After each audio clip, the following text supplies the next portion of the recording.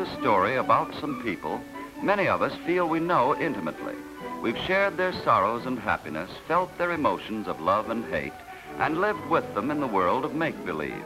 So this feeling of kinship is only natural. Yet actually we do not know them at all. And that's the purpose of our story, which is about the real lives of the people of our town. Now, our town is pretty much like lots of other towns in the USA. It has big homes and little homes, supermarkets and super drugstores, and tiny sweet shops where the kids like to congregate after school. It has service stations and cocktail lounges, and bowling alleys, and schools, and churches, and of course, traffic jams. Most of our people live in San Fernando Valley, or one of the mushrooming housing developments, or an apartment in metropolitan Los Angeles, or Beverly Hills. Some live in Bel Air, or Santa Monica and Malibu by the blue Pacific. But to the world, the whole area is called Hollywood.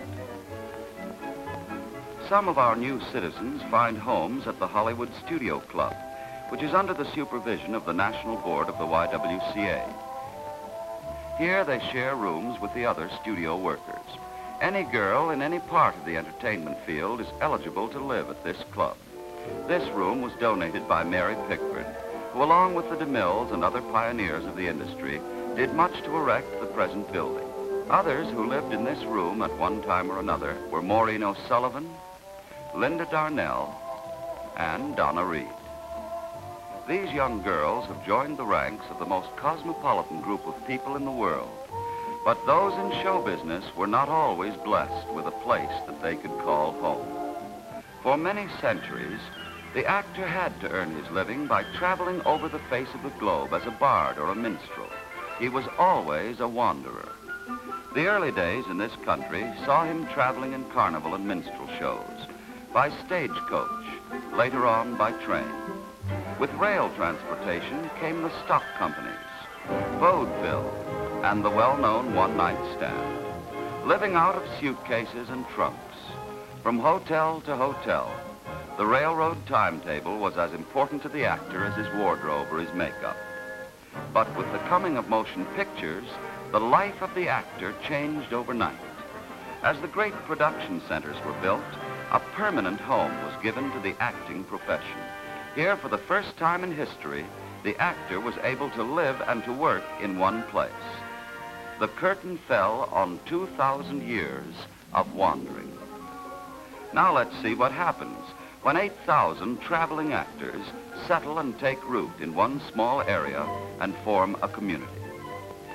At present, they are raising some 4,500 children who get just as dirty, whose shoes wear out just as fast, who play just as hard, and who get into just as much mischief as children anywhere in the world. As the actor became rooted in one community, he took on interests other than his profession. This actor has long turned his hobby of miniature planes into a thriving business, and during the war, his expert knowledge was highly valued by the government.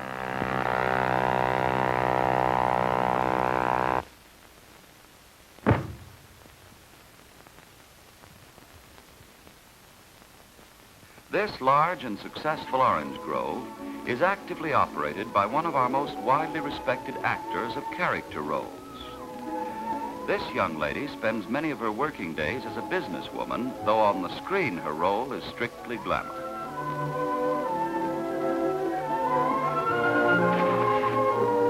One of the romantic screen stars is an active rancher who really sticks to the job. This screen player balances her life between acting and in managing a shop for small children. Symphony orchestras throughout the nation play the compositions of this veteran star, who not only writes music between picture assignments, but is a competent maker of fine etchings. Western stars not only chase the bad guys and strum their banjos, but this one in private life is an enthusiastic breeder of horses and cattle. This character actor, here engaged in playing the part of a butcher, is also one of the directors of a large bank. The gentleman here, who plays many roles on the screen, is also successful as head man of an automobile agency. This well-padded comedian is also the honorary mayor of Van Nuys, California. An action star of wide popularity on the screen, this man is in addition a farm expert on certain crops and is a special assistant to the United States Secretary of Agriculture.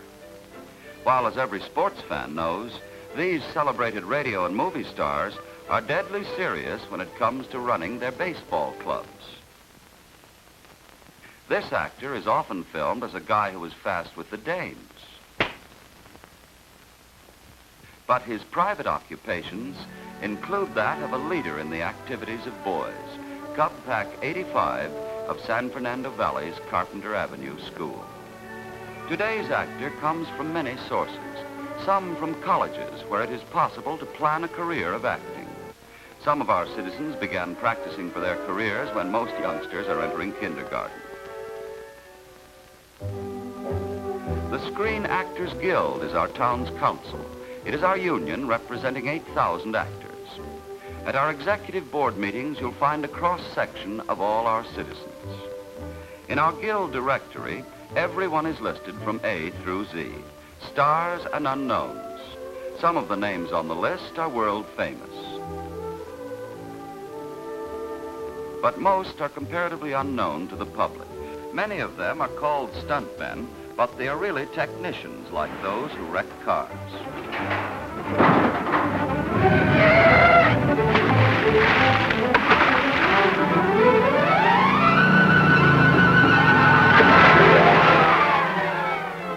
Yes, our town is unusual in many ways, for in it you will find the men who portray the roughest, toughest galoots this side of the Pecos, the well-dressed men and women who fill royal ballrooms, those who play the parts of section hands, and dancing girls, and potentates, and pugilists, cops and robbers, the rabble and the aristocrats.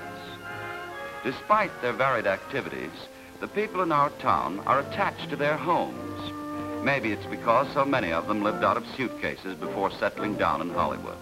You're apt to find an actor who used to have one pot of geranium on a fire escape off Times Square, now spending hours in his garden.